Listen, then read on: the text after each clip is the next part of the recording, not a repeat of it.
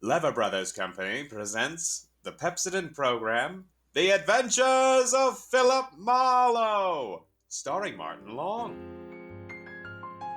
Pepsodent presents Philip Marlowe, Hollywood's famous private detective, created by Raymond Chandler. Philip Marlowe, tough, cynical private eye of Murder My Sweet, the sardonic, case-hardened detective of the Brasher Doubloon, the Lady in the Lake, and the Big Sleep. You've seen him in action in all of these top-flight mystery pictures. Now, in order that you may continue to enjoy this exciting mystery series, Pepsodent brings you The Adventures of Philip Marlowe on the air with a cast of noted radio players and starring brilliant and dynamic young actor Martin Long. There was a rough desert wind blowing into Los Angeles that evening. It was one of those hot, dry Santa Anas that come down through the mountain passes and curl your hair, make your nerves jump and your skin itch. On nights like that, every booze party ends up in a fight. Make little housewives feel the edge of a carving knife and study their husbands' necks. Anything can happen when the Santa Ana blows in from the desert. I closed up my office early. I got tired of reading Philip Marlowe, Private Investigator, backwards on the ground glass of my office door. So I opened the door and closed it from the outside, and locked it, and went out to get a beer before I went up to my apartment.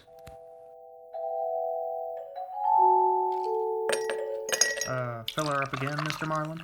Marlowe. Marlowe. Marlin is a fish. Hey, Yeah, I know. you, bartender.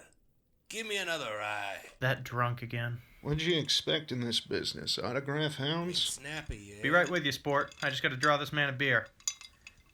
For crying out loud, these stumble bums who come in here. You got another customer, Bacchus. Hey, bud, you seen a lady in here lately? A lady? You know, tall, good-looking, brown hair, print bolero jacket, and a blue silk dress? No, sir. No, sir. Nobody like that's All been right, in. straight scotch, fast. I left my engine running out there. Yes, sir. Yes, sir. This slick-looking, sarcastic guy stepped up to the bar and drank his scotch whole. Then he stopped. The drunk was grinning at him. Then, without changing his grin, the drunk swept a gun from somewhere so fast it was just a blur coming out. Did a couple of hard snaps. Then a little smoke curled. Very little. So long, Waldo. All right, don't move, you two. Poor Waldo. Bet I made his nose bleed. So long, boys. Drink up. Get on that phone, kid. I'll get his license number. Holy smoke. Oh, holy smoke. Too late.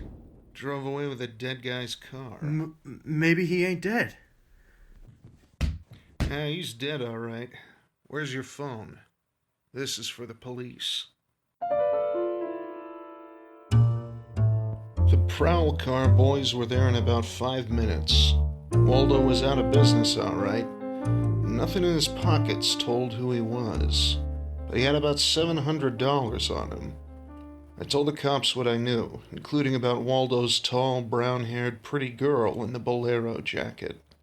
It was about 9 o'clock when I stepped out of the elevator in my apartment house and almost walked right into a tall, brown-haired, pretty girl in a bolero jacket, waiting for the elevator on my floor. Oh, excuse me. Just a minute, lady. I said, excuse me. I'm in a hurry. Now, if you'll Look, be good enough to you step better out not of... go outside in those clothes. Just what do you mean by telling me This what? isn't a make. You're in trouble. Trouble? Yeah, the cops are looking for you. In those clothes. But I haven't done anything that... I'm in room 41, across the hall. Now, I never collected an etching in my All right, life. I'll go with you. I'll go. I got to my room and rustled up some scotch and soda, brought the girl her glass. She had a small automatic in her hand. It jumped up at me, and her eyes were full of panic. I put down both glasses on the table, slowly, so that I wouldn't be misunderstood. Look, sister, maybe this wind has got you crazy too. Don't move. Don't move. A man just got shot in a bar down the street. Before he got it, he'd been asking about a tall, pretty girl with a bolero jacket. Like yours. What did he look like, this man? Tall, 5'11", slim, dark brown eyes with a lot of glitter. Dark suit, white handkerchief in the breast pocket. He must have seen you earlier tonight to know how you were dressed. Am I getting anywhere? He used to be my chauffeur. You had an appointment with him, didn't you? Listen, he asked for you, didn't he? Yes, I had an appointment with him. He'd stolen something from me when he left 3 days ago. I was going to buy it back from him. Why didn't you tell the police? I couldn't tell them. It was valuable, wasn't it? Valuable enough for Waldo to steal. $15,000. That's peanuts. It wasn't the value. It meant something to me. The man I love gave it to me, and now he's dead. He was a flyer, shot down over Germany. Now, go back and tell my husband that. He probably hired you. He did. Well, how much is he paying me? And, where is this husband of yours? He's at a meeting. This late at night? He's a very important man. He's a hydroelectric engineer. I'll have you know that my husband is one of... Skip it. I'll take him out to lunch sometime and I'll have him tell me himself. And about Waldo. Whatever he had on you is dead stock now. Like Waldo himself. You mean he's dead? Waldo is dead? Yes, sister, he's dead. Dead. Lady, he is dead. Oh. Scream and I'll give you 2 black eyes. I'm not going to scream. Who would that be? There's a dressing room behind that door. Hide there. I don't want to. Now don't argue with me. Do it. All right. Then I went to the door making a loud yawning sound. The backs of my hands were wet. I opened the door without a gun. That was a mistake. I certainly knew the gun I was looking into, a .22 target automatic that had already killed 1 man that night. And I knew the bald head and the flat, shiny eyes and the face like a poisonous lizard. Baldy put the muzzle of his gun lightly against my throat. I backed into the room, and Baldy kicked the door shut. You alone? Look for yourself. Not looking. I'm alone. You and that dumb bartender saw me dust off Waldo. What did Waldo do to you? Who's asking? Just making conversation. He stood on me on a bank job we did together. Got me 4 years in Michigan Pen. How is he? Dead. I'm still good, drunk or sober. Tell me why I came here, pal. You heard the barkeeper and me talking. I told him my name, where I lived. That's how, pal. I said why. Skip it. Hangman won't ask you to guess why he's there. You're pretty tough at that, ain't you? But you're slamming off, pal. All right. But you could get that gun out of my neck and try somewhere else. Oh, yeah. Sure. Is this better? That suit you all right? Just so it isn't my neck. Say when, pal. It's your party. I leaned against the gun. The door of the dressing room showed a crack of darkness. The crack widened. I began to shake a little. The girl came quietly into the room, but there was white all around her irises. She was scared. She had her gun in her hand, but I was sorry for her. Dead sorry. She tried to make the door or scream. Either way, it'd be curtains for both of us. You scared, mister? You worried about any little thing? I couldn't talk. The girl floated in the air somewhere behind Baldy, and her horrified face was drifting towards us. My mouth was as cold and dry as yesterday's toast. Kid, how's it feel? You ready yet? Go on. Say the word. Well, don't take all night about it. If you're gonna do something about it. Why not, pal? I like this. Well, suppose I yell. Go ahead. Yell. Go Put ahead. up your hands. Hey, look!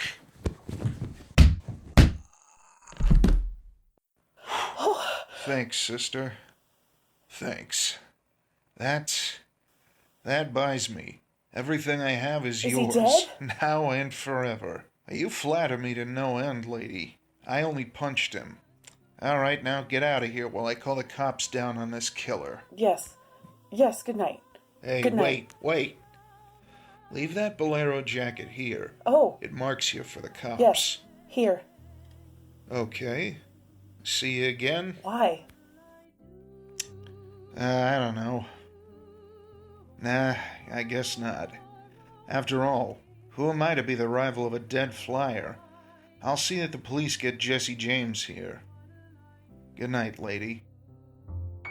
You are listening to The Adventures of Philip Marlowe, starring Martin Long, with music composed and conducted by Dominic Williams.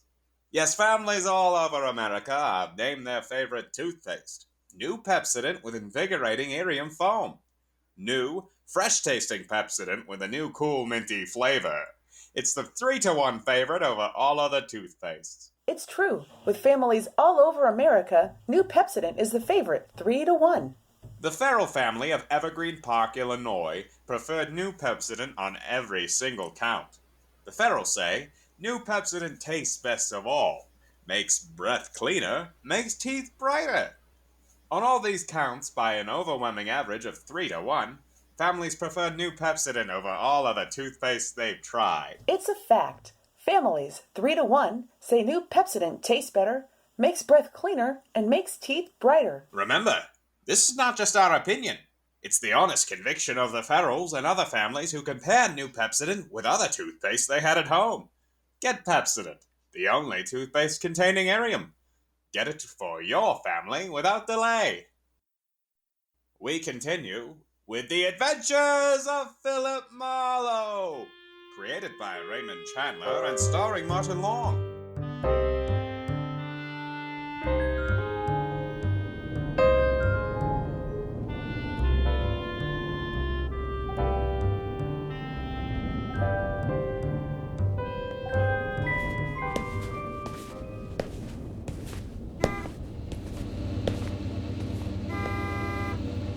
Yeah? You mean me? Yes, please. Oh, you again, huh? Get in. I must talk to you. You want to know what happened at headquarters, huh? Yes. Well, I went down there with the law and gave him the story. I left you out of it. Thank you. You saved my life, so no one knows a thing about you. Oh, incidentally, neither do I. Well, my name is Mrs. Frank Barsley, 212 Fremont Place, Olympia, 24596. Is that what you wanted? I guess so. Well, there it is. Now, why did you really come back? I wanted my pearls. Pearls? Yes. Pearls too, huh? Alright, tell me about the pearls. You've had a murder and a beautiful mystery woman and a sadistic killer and a heroic rescue. Now, we will have pearls. I was to buy them back from the man called Waldo. Well, I saw everything that came out of his pockets, and there weren't any pearls. Could they be hidden in his apartment? It's possible. Well, Waldo lived on the same floor you do in this apartment house. And why didn't I know him? At least by sight. He moved in last week. He managed to get a sublet. Great. A sort of amateur magician on the side, huh? Oh, it's getting rather late. Yeah. What about your husband this hot, mysterious night? He's still at his meeting. You could have brought him along. He could have sat in the back seat working out a problem in hydroelectrics while... While what? Well, I didn't have any answers that wouldn't sound cheap or just ridiculous or from the sophomore class in repartee. Had an unlit cigarette in my hand. I threw it out the window. I took a hold of her and kissed her. She sat very still. I was shaking when I let go of her. Her voice trembled a little when she spoke. I meant you to do that. I wasn't always that way. Only since Johnny Dalmas was killed in the war. He gave me those pearls, 41 of them, perfectly matched, with a diamond propeller clasp. I'd have loved them if they'd been wooden beads because he gave them to me. I loved Johnny, the way you loved just one time. You understand that? What's your name? Lola. Lola, how did you explain a $15,000 pearl necklace to your husband? I told him they were imitation and I bought them myself. How did Waldo latch onto them and what they stood for? When my husband was in Argentina, Waldo and I would go for long drives. I was restless and wretched because of Johnny. Sometimes Waldo and I had a little drink together, but that's all. But you confided in Waldo about those pearls. I was a fool. And when your husband came back, Waldo stole the pearls and offered to sell them back to you, or he'd tell Papa, huh? I was a fool. And now you think the pearls are upstairs in Waldo's apartment. I suppose it's a lot to ask. Nah, sweetheart. I've been paid. I'll go look. Wait here, huh?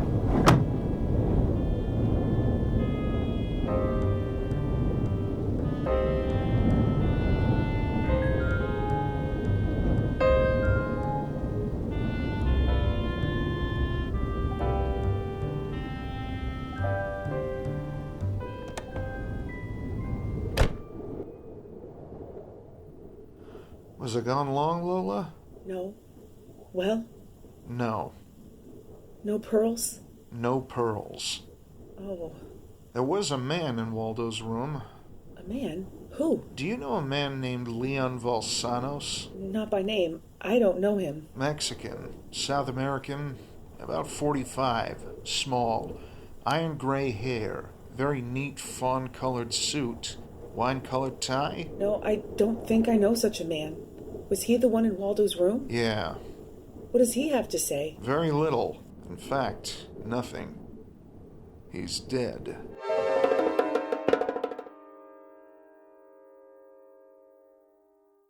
We continue with The Adventures of Philip Marlowe, created by Raymond Chandler and starring Martin Long.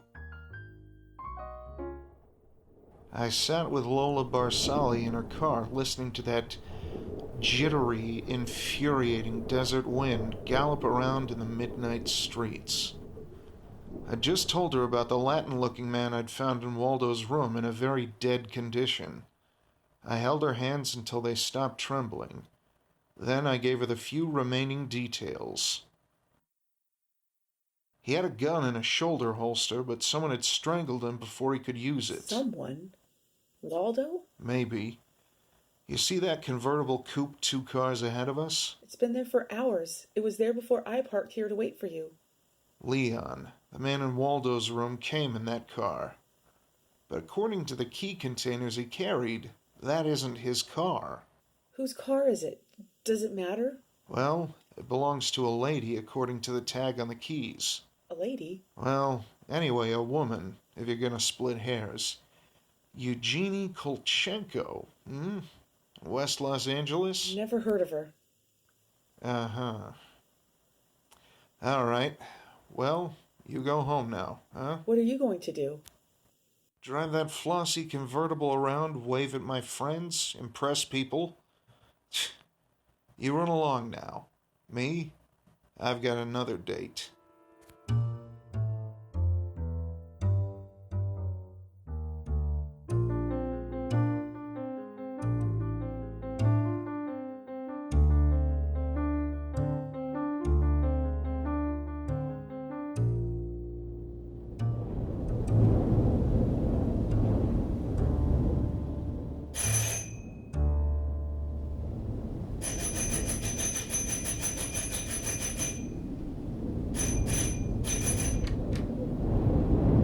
Yes.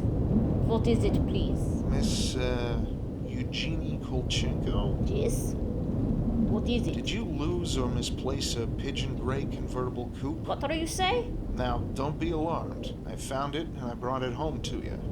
Come in, please. It is a report you wish. shall we say? Snap out of it, dragon lady. Who was he? Who was what? The little guy. Leon, you loaned your car to. He's dead. Who Oh, was he? No! No! Oh, yes, yes. Eugenie? Darling, come here, please. What's the matter, honey? Who is this man? I came about Miss Kolchenko's car. What about her car? The gentleman who borrowed it couldn't return it on account of he isn't He's alive. dead! Darling, he's dead! That's putting it more bluntly, of course. Dead, huh? Completely. Who are you? Philip Marlowe, private investigator. My card. You told the police yet? Never do at once what can be deferred, pending negotiations. Aesop. I might negotiate. Oh, peachy. What do you know, Marlowe? A man, name of Waldo, was shot in a bar tonight. I happen to have the inside as to who he was. When I visited his apartment tonight, I found this Leon Valsanos, dead. He wouldn't have had $500 in 20s on him, would he? No, but this Waldo had over $700 on him when he was killed at that cocktail bar. Mostly in 20s. Is there a basis there for negotiations yet? Very well, Marlowe. I'm a married man. There were certain unpaid bills for some stuff Miss Kolchenko here had charged to my account. But you told me I could charge to your account. All right, so I wasn't very bright. Well, that might be the understatement of the decade, but go on. I had the unpaid bills safely in my briefcase. Somehow, this Waldo had a chance to steal the briefcase. I hired Leon and gave him $500 to buy back those bills from Waldo. Instead, Waldo took Leon's dough and was forced to kill Leon in the process. And then he went out to keep another date and accidentally walked into an old pal, hostile enough to blow him down. And someone still has those bills. And I'm in for a divorce suit. The man who shot Waldo got away in Waldo's car, with your briefcase in it. Yeah, that could be. The cops caught him. Oh, then the police have the briefcase? Maybe. But the police are interested in solving crime, not in tossing mud for the benefit of sensation eaters. Look, I've got a friend or two at headquarters. Let me see what I can do. It's worth $500 to me. Well, then that's what it'll cost you. Well, good luck. And, thank you, Mr. Marlowe. Philip Marlowe. Remember? My name is Frank Barsely. Barsally. Oh. What does that mean? A big hydroelectric engineer? Yeah. How did you know? My voices tell me. Who? Darling, this man is manifestly insolent. It's the heat, Miss Kolchenko. It's a Santa Ana. It's a desert wind. May I use your telephone? Someday I must tell you about Ibarra.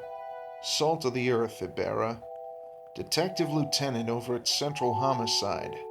I phoned Ibarra from Miss Kolchenko's house and told him where he could find a well-dressed cadaver named Leon, and furnished a few small details. I gave Ibarra time to check my tip, and then I went down to see the good lieutenant and told him why I'd been up in Waldo's room, only to find Leon instead of a certain lady's string of pearls. Pearls, eh? Well, I thought Waldo might have 'em up there. Whose pearls were they? A lady's. Go on. Or they might have been in Waldo's car that Waldo's killer drove away in. Yeah. Well, what yeah? They might have. Also a batch of unpaid bills charged to the account of a certain Frank Barsally? Yeah. Uh-huh.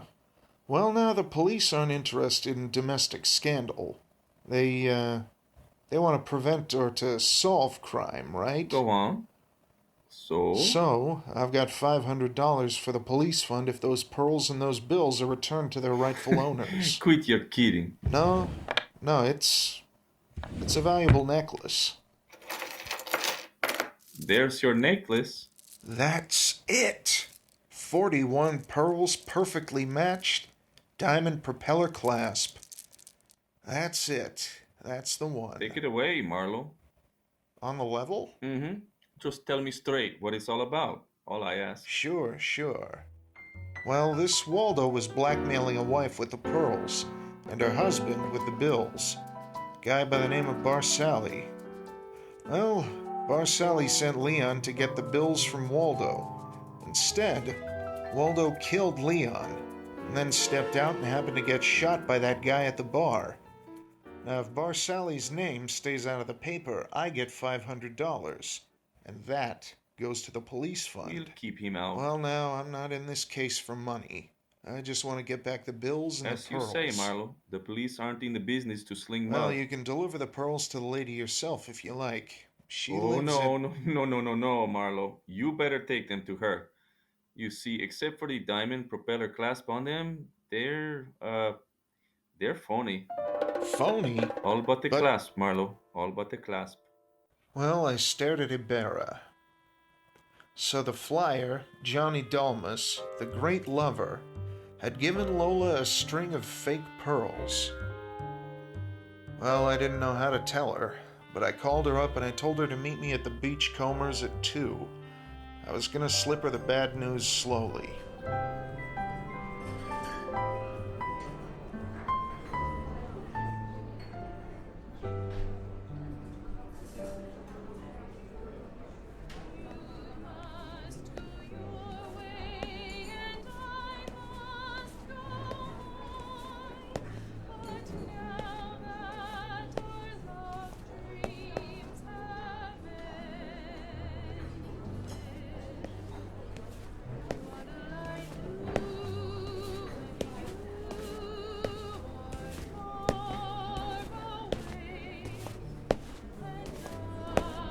I'm glad you asked me to meet you here, Mr. Marlowe.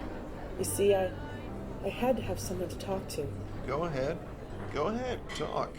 I'm listening. Now, Mr. Marlowe, now, more than ever, I must have those pearls. Why? Money trouble? Oh, no. It's just that everything's gone wrong. This morning, my husband told me we're to separate. Oh. I'm sorry, Lola. But if I had Johnny's pearls, it'd be a link with the past. And with Johnny, and all he meant to me. It's how a woman feels, Mr. Marlowe. I wouldn't blame you for not understanding. Maybe I do, though. So please, Mr. Marlowe, please, you'll try to find my pearls? Lola, look, Even if it isn't all of them, any part of them, any single smallest one of them, it'll be Johnny's. Look, will you, meet me here again around 4 o'clock? I'll be here. Okay. I'll see what I can do. There was only one earthly decent thing I could do. I took Lola's glass pearls to a jeweler, and I had him take off the diamond clasp and put it on one of those strings of so-called simulated pearls that they sell you for $3, tax included. Then I went back to keep my 4 o'clock date with Lola at the Beachcombers. Well, Mr. Marlowe, anything new? Yes. The, police found some pearls in Waldo's car. They found my pearls? No, not exactly. Not exactly? Well, Waldo was getting set to gyp you, Lola. He had the diamond clasp of your necklace attached to a string of cheap imitations. And then he sold the real pearls. Oh. These are the imitations here. But it is my clasp. The clasp is real. Is that all right? Yes, it's the clasp that Johnny Dalmas gave me. Of course it's all right. Ah, that's swell. And thank you so much, Mr. Marlowe. Forget it. I won't. Not ever. Well, is this goodbye? Yeah, I think so. You'll never get over Johnny Dalmas, Lola. If anybody ever bothers you again, though, well, let me know. Name's Philip Marlowe.